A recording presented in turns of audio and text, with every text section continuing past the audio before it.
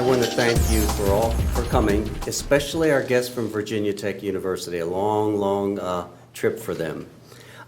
This is a very historic event for us, and I just want to thank all of you for being here to share it with us. To have an agreement with Virginia Tech University is something that's very special. You'll hear more about the relationship of Virginia Tech with out-of-state schools, but we're privileged to be the first institution that has out-of-state that has an agreement with Virginia Tech University. And why this is so important is, as a transfer institution, about over half of our students, getting closer to 60%, expect to transfer. And it's our responsibility to have a pathway for them. So in the olden days, I started at a community college. When I had completed my studies, it was, okay, see you later. Good luck finding a four-year institution to transfer to. We prepared you to be successful, but now you're on your own. Well, times have certainly changed. And now it is our responsibility to work with our partner institutions in and out of state to ensure that students do have an easy transition. And it's these kinds of arrangements that really does make it easy for them. And so we're celebrating this agreement that will allow our students to transfer easily into the majors of building construction and real estate.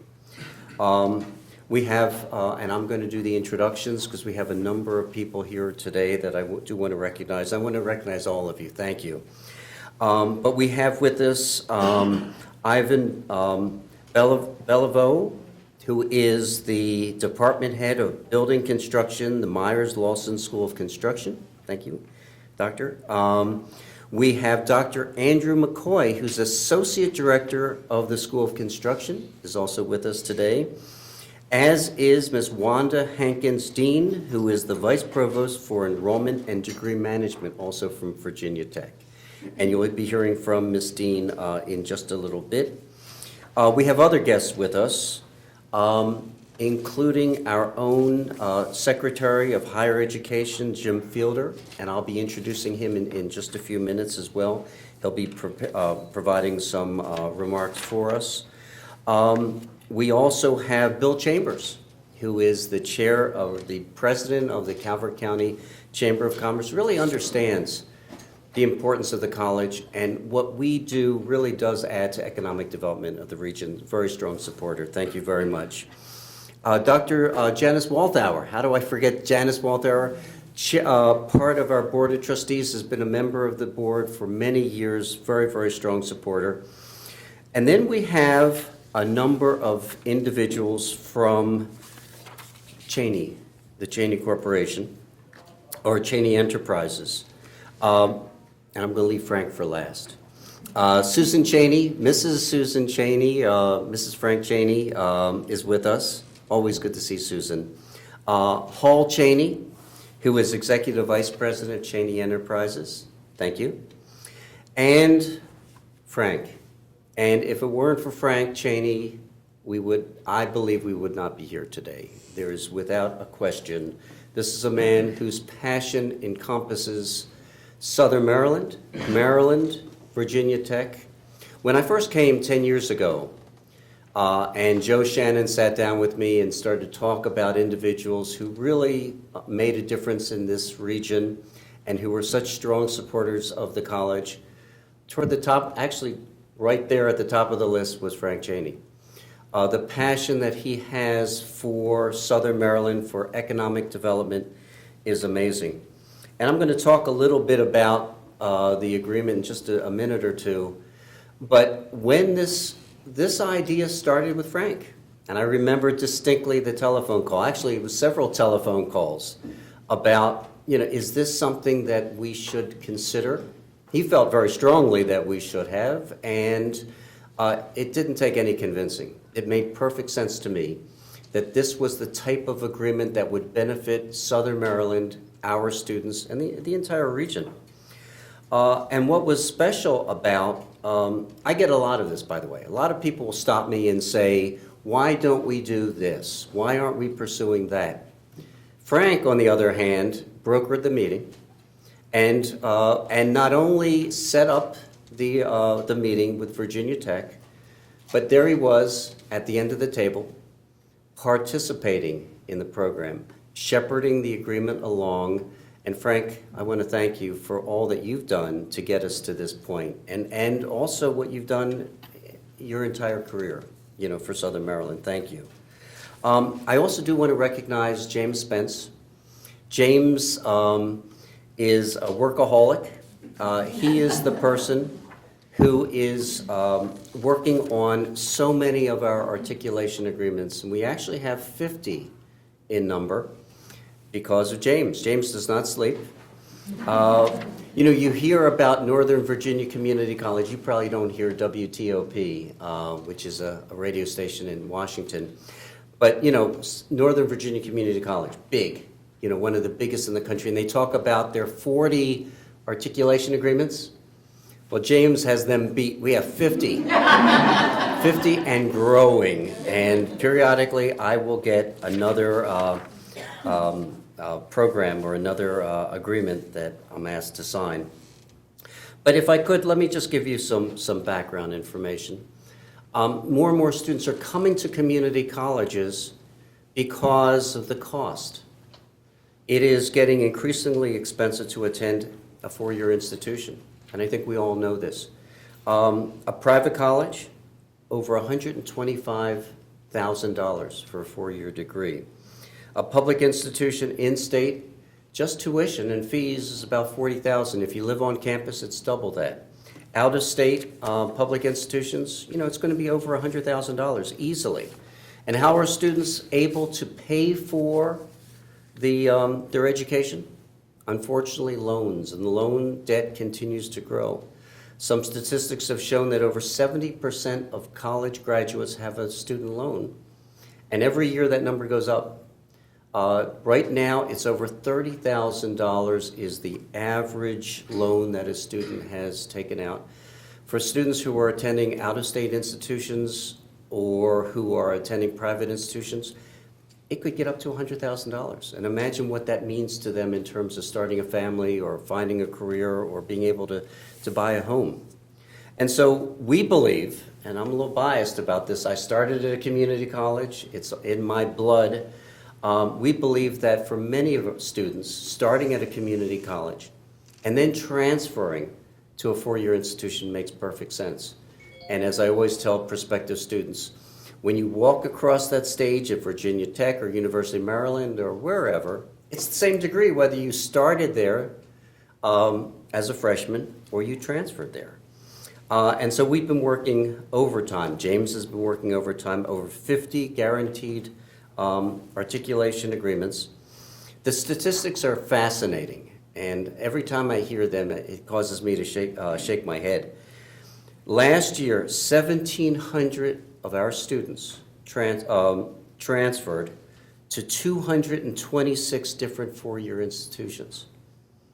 1,700 of our students transferred to 226 different four-year colleges in 45 states, Hawaii, and Montana, and Maine. It's amazing. They're going all over. And many of them are coming to Virginia Tech. In fact, they're well within our top 20. And most of the top 20 are Maryland institutions.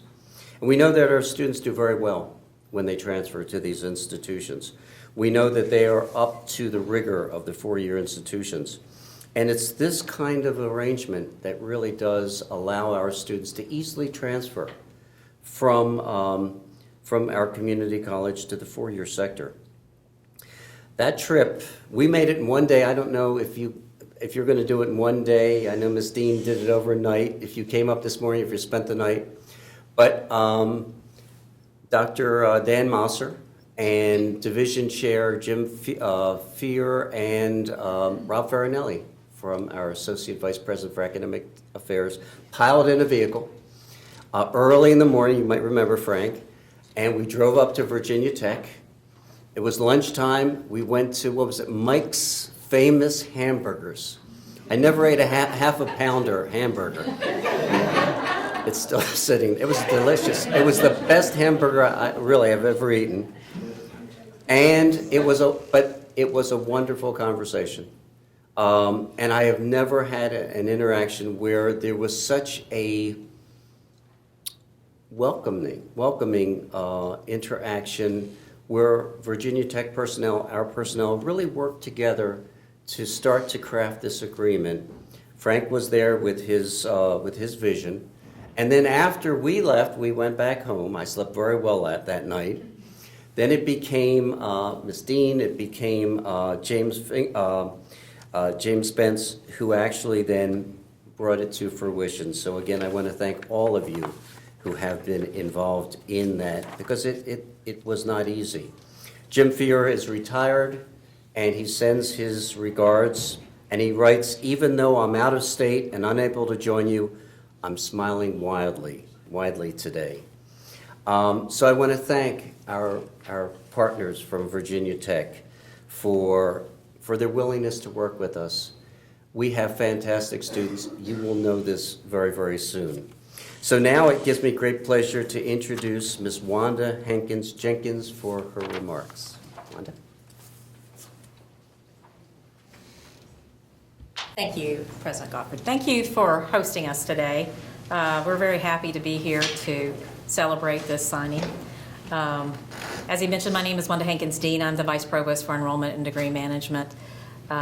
Within our organization that is known as Enrollment and Degree Management is admissions and enrollment, and it's key that we create these partnerships. As you know, Virginia Tech is a land-grant institution, and one of our core values is creating pathways of higher ed access. So when approached, whether it's the unique approach of a sister institution out of state, we really want to find ways to make those articulation agreements work. And as President Gottfried mentioned, we have quite a few articulation agreements comparable, James, to your numbers, with institutions within the Commonwealth of Virginia and guaranteed admissions pass. We have some agreements out of state at the graduate level. This is unique, and we're very happy to partner. Especially when in researching the College of Southern Maryland, I noticed in your visioning statement, you speak to the words transforming lives. And we all agree at Virginia Tech that when you can form that pathway to higher education, you do transform lives. And I'm sure that's why the Cheneys are involved in helping students from Southern Maryland find their way at any institution. When we think in terms of the Department of Building Construction at Virginia Tech, it is one of our most innovative and forward-thinking departments. As you have heard, the Department of Building Construction is a member of the Myers-Lawson School of Construction, which was within the College of Architecture and Urban Studies. Recently, the College of Architecture and Urban Studies celebrated its 50th anniversary, but building construction can one-up their college because we've been offering building construction courses since our inception in 1872, and the first degrees in 1947 were offered in building construction. So you can always lord it over your colleagues in the College of Architecture and Urban Studies. Notwithstanding that history lesson, though, we are always looking forward at Virginia Tech, and the Department of Building Construction is one such innovative department. Just look at their motto, change the world, build the future. What does that mean to us at Virginia Tech? That means always striving to find new technologies, new skill sets, new best practices to make certain that we're preparing students to emerge into the world as engaged citizens, not only in their local communities, but nationally and globally. And that's what we look for when we're looking for students who desire a degree from Virginia Tech. You know, our motto is ut prosum, and Frank will tell you that means that I may serve. And it permeates everything that we do. Our students are highly engaged in community service. Our degree programs embed within their vision how those students can be skilled and out and put into the world and help. You'll see building construction students who are working on programs globally, rebuilding refugee camps, or locally in the Appalachian region, or even coming up with innovative programs that help communities build economically, efficiently, and sustainably. And those are all key to how we succeed and innovate into the future. Dr. Beliveau, who leads the building construction program now, is emblematic of that innovation. He holds 27 national and international patents. So he's always considering what is important in the construction engineering industry and what do our students need to understand. So we are very excited about this partnership. We know that we can produce very skilled students who are admired and wanted in the communities that they go back and serve in, including Southern Maryland, if they choose to return. I think it's very wonderful that the Cheneys have made this happen and that they're going to help students make their way to Virginia Tech. And we're excited. I mentioned to James, I'm ready for those students. So I wore orange and maroon today, so I want everyone to start thinking orange and maroon. So that helps it along. But we're very happy for this partnership, seriously, and we are here to work with you. We know that you will have engaged students who can help us along the path. So thank you again, and I know that Ivan and I will be happy to answer any questions later if you want. So thank you.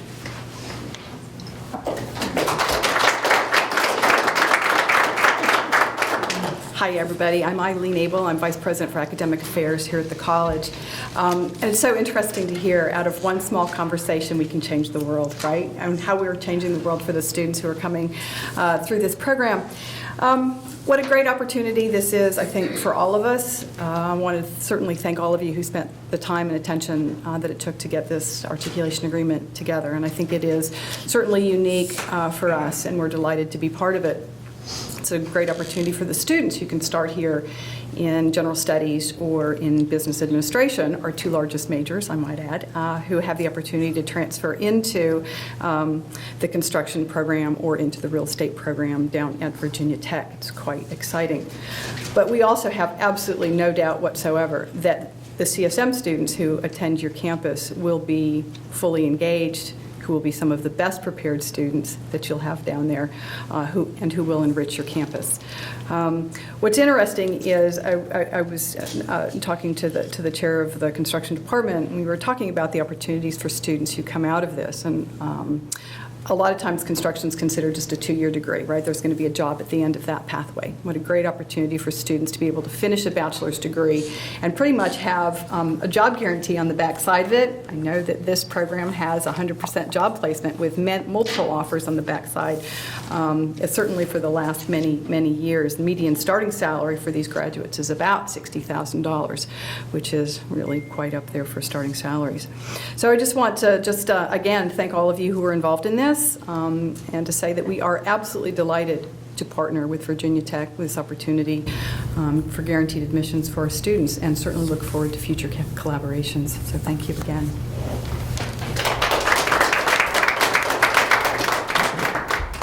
Thank you, Eileen. Let me introduce also some other members of the college community who are with us today. Dr. Bill Comey, who heads up our Student Affairs Department.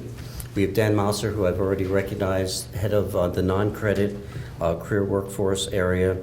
We have Dr. Richard Fleming, who's our Dean Vice President of our Prince Frederick campus, and Tony Jernigan, who is our academic financial officer, chief financial officer, and Bernice Berzina, who is the division chair of business and technology. Thank you all for being here. Someone who I respect quite a bit, and I'm just so thrilled that he's here with us today, is Dr. James Fielder.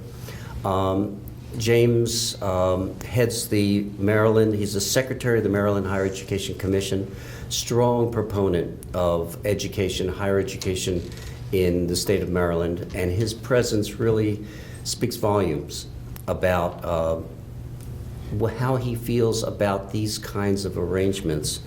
And I'm going to welcome him to the podium for a few words, but let me just give you a little bit of his background. This is a man who spent a good deal of his life in that interface between workforce development and also higher education. He served previously at Michigan State University, University of Michigan Flint, Towson University. He served under 4 different Maryland governors from both parties, very eclectic. Positions included Secretary of the Department of Labor, Licensing and Regulation, or DOLLAR. He was Acting Secretary of the Department of Business and Economic Development, or DBED. He was Assistant Director or Secretary or Assistant Secretary for DBED. And most recently, before his current appointment, He served as Secretary of Appointments under the Hogan administration. He was appointed in 2015. So, Dr. Fielder?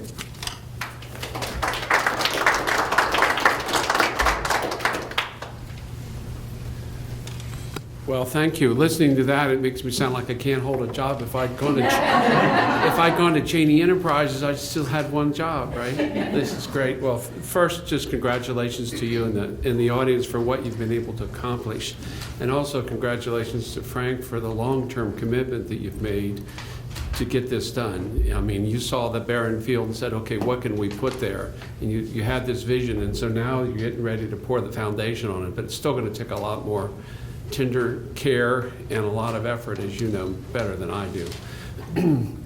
Higher education in our state, I do not believe is where we should be. We are driving too much by looking in the rearview mirrors in terms of what have we done, we're on our accomplishments versus where do we need to be. So what I want to try to do is turn that ship around and start saying, where do we really need to be?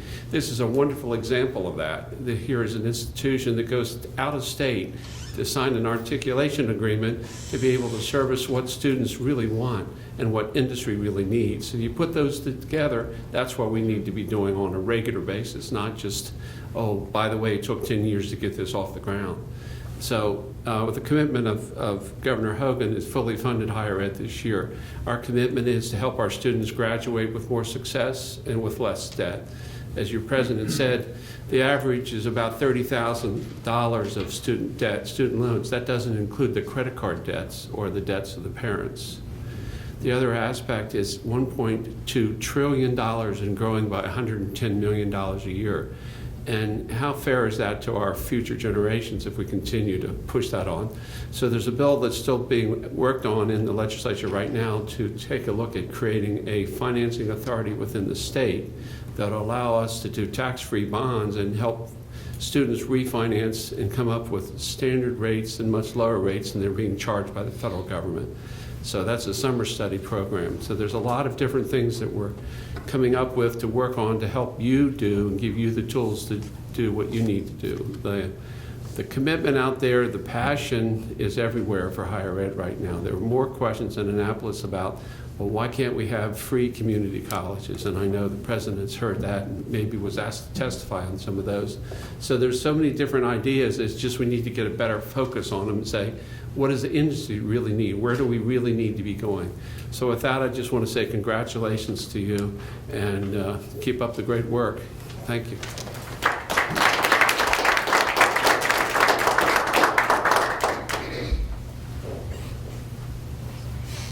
It's also a great honor for me to introduce Frank Cheney. And someone on the staff who knows Frank Cheney better than anyone is Michelle Goodwin, who is our Vice President of Advancement and also shares a passion for this institution. Frank needs no introduction, but I'll give a small one. He's a 1979 graduate of Virginia Tech, a strong supporter.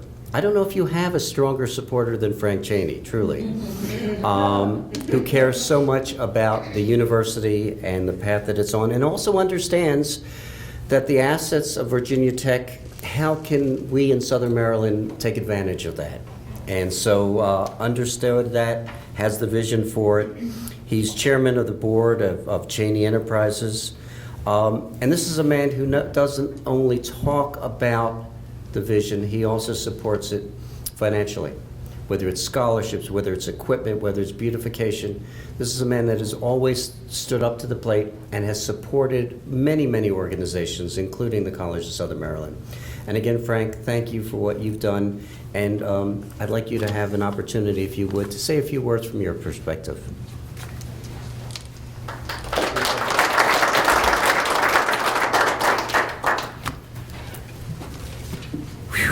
Wow, never thought we'd get here. A lot of people told us we wouldn't, but we did. You're talking about me being a big Hokie fan and everything. My wife always says that I tell her I'm a fanatic Hokie, and she turns to the other people and says they're all fanatics. On that note, before I start, I'd like to recognize a few people, in addition to all who've already been recognized. My wife, Susan, has had a tough 4 years. She's had over 25 operations, but with all her issues and problems of her own, she's always the one I end up leaning on mentally, keep me straight. Which, in our family, keeping the men straight is pretty tough, alone. But in addition, I'd like my sons here today, along with Bill Childs and Donna Bunn, have really given me the ability to go out here and do things like this, because they run the company and make it work. And matter of fact, it's probably in the best shape it's ever been in. And I'm very proud of my whole family, and especially Hall and Donna, who are involved day to day. Last but not least, of the just recognitions of one who's not here today. We, unfortunately, and a lot of you heard that we lost a member of our family a couple of weeks ago, Will Bunn, my great nephew. I think he was 25 years old, and he was in the construction industry and got killed on a job and stuff. But we are still, even with things like that, he'd be one of the first ones here. He was just finding his way. He would have loved this. He would have been one of the ones in our family I would have gotten involved with this, because he was very passionate too. And I just, for those who can remember him, know him, you know what I'm talking about. All of this, we did our thing. I'm trying to make it a little lighter here. With Brad and I started on July 7th, 2014 with that trip, the famous trip to Blacksburg. But before that, a few things was happening. I look back and I see about 2010 was about the time it really got going. I wrote here at the bottom of because I don't do speeches like I used to. My son always fills in with me, and he's a little bit shorter, and everybody likes that a lot better. At the bottom of the recession, as part of the revising our mission of the Cheney Foundation, our family started funding endowments to provide scholarships in construction and other land use college majors. In addition to what we were already doing here at CSM, we already had Michelle had already twisted her arms with some, and we've already had one fund going. So we were just going to add it in that case. But today, as I believe, looking back, and that's when we started that, and it really did tie in with our mission at the Cheney Foundation, changing and redoing where we wanted to go from doing a lot of things okay to doing a few things really well. And as of the end of 2015, we're already for you guys, all the CSM guys that come now to tech, we've already pre-funded $340,000 into endowments around that, and probably more, and much more to come. But building this thing and trying to get this thing going was a really challenge for me. I was already, with respect to Virginia Tech, the only thing I was involved with since college was sports and football and beamer ball and all that good stuff. And so I finally, when this going on with our mission statement and everything, and I finally asked my hockey club, which is our sports club thing, person, Scott Davis, I said, who do you know that you can put me in charge to talk to about education? Who, if we want to do a scholarship, who would you talk to? And I thought he would tell me somebody pretty high up, but he tells me the provost. I said, the provost? I said, I'm a little guy from Southern Maryland. You're going to put me on the. I look up the provost. He's an MIT grad. I didn't even know who our provost was. Dr. McNamee, Mark McNamee, just retired. But I looked him up. MIT graduate, grew up in Boston. A list mile long. I said, this is going to be interesting. Trying to call this guy up. I'm really going to get this across real well. So, on top of that, the only time he wanted me to call him, it turned out we had to be on a trip. We were down in Florida on one of Susan's horse trips. And so I'm in with the dogs are with me and everything. I'm sitting here and I got to call the provost. I ended up talking to him for 45 minutes. He made me, on the phone, he made me feel like I'd known him for years. And then when we got back to Blacksburg about less than a month, we met him and he said, would you please call me Mark? And I mean, it was just totally different what I expected. And it's sort of what Virginia Tech makes. Everybody says, why do you love Virginia Tech so much? I said, in addition to its beauty and everything, I say it's because it's the people. And it's not, and the people at Tech are great, but the people who live there are unbelievable. And they're the ones that transform all the people that work there to the type of people they are. The culture is beautiful. Hall hears me talk about culture all the time, but I just believe that's such a key to really sustainability. But anyhow, so got to Dr. McNamee, and I'm going to just, because this better than anything says a summation of what I was trying to do. Here's the email I sent to him ahead of time before I called him. Since the 1980s, I've had a dream to create an articulated career path for the overall construction, building, mining industries. In simple terms, boys and girls think highly of these industries when they are in first grade, but by the time they are in high school, they have typically been brainwashed to look down at these industries.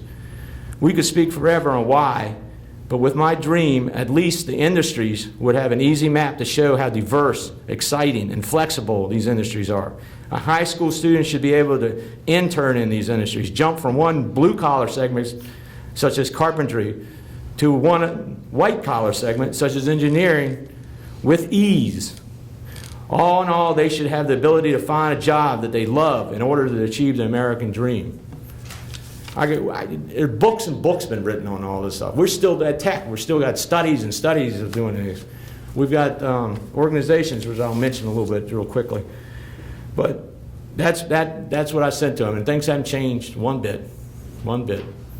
The only thing that did change was after talking to the provost and getting to know him, Ivan became even a crazier connection. Man has more ideas than anybody I've ever met, probably.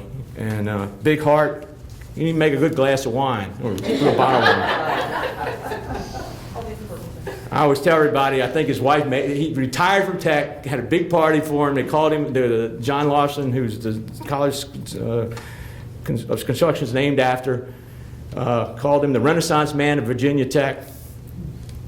And so I said, this is going to be great. And then he went off and with his wife and built a beautiful bed and breakfast with a winery, and is winning all the awards in the state of Virginia and probably beyond. And I can see it now, her saying, you just don't have enough things to do. You need to get back to work. So he shows up. I don't know if that's true or not, but I could see that. And along with all his team, people who work with, and Andrew's here today, Dr. Kleiner, who's I work with more and more since our good Ivan left and came back. And Dr. Kleiner's filled all that time in with me. I bug him every once in a while with these crazy visions and stuff. But they always keep me going. And then you got, I just want to name a couple of people that are not here too. Kevin Boyle, Chelsea Lyles, Renee Ryan, and Stephanie Randall, a lot of the workers to make these front people look real good. Just like at Cheney Enterprises, it's all the little guys and little ladies who work so hard to make things come off so easily. And there are plenty of them in this case. And I want to thank a couple of organizations that have been real supportive of this whole process, and bringing this up, so some of you probably don't know who they are. ACE, which is stands for, it's a mentor program for architecture, construction, and engineering. They're just getting ready to start another chapter in Crawford County. I'm doing my promoting today. And Anne Arundel, I'm on the board of Anne Arundel, but they do a great job. They're one of the few inside the high schools doing mentoring and promoting our industries. And in addition to that, Secretary would be happy. The MCCI, which we're trying to save it. It's the Maryland Center for Construction Education and Innovation. Great organization. I bet you I've been on 15 different groups that put together to save the world when it comes to the construction industry since 1985, say. MCCI has done more in a little bit of time than of any of them I've ever been on. And they're from Maryland, and they're basically bridging the gap between business and the state, and trying to get pipelines. And this is a pipeline we created today. This is a pipeline for kids to see some hope, especially for ones who don't think they have much hope. So many good things. Well, this is the end right here. Brad, that trip down there was on July 7th, 2014. So from 2010 to 2014, I wasn't doing it. I called Brad about once every 6 months. He said, "You still interested in this thing?" Yeah. I said, "Okay, I just want to be sure." The same thing with Dr. McNamee. I would just email. I got to the point where I just email him and say where I was every 3 or 4 months. And so everything was going well and everything. Ivan got me on the advisory board at the college for construction, and then later got on, now I'm also on the advisory board for the real estate program, which is very unique to say the least. But that was what I was doing from 2010 to 2014. It was just we weren't ready, and I didn't want to try to get it going when we didn't have a chance to make it work. So when I invited Brad down, finally, I tried to get him a room to stay. He won't stay there. He said, "We'll be down, we'll be back. We don't need any place to stay." I said, "All right, I can take you golfing, do anything." So now I didn't know he sat there and ate a hamburger. That's what. So that's what he was doing.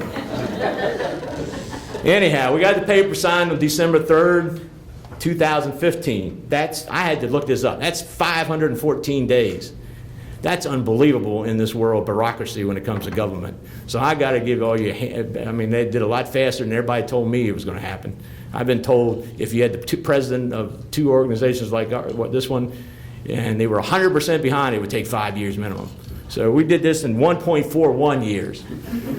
So now we're going to have to do a lot more, though. And as the Secretary was mentioning, this thing didn't stop here. We got a lot of work to do.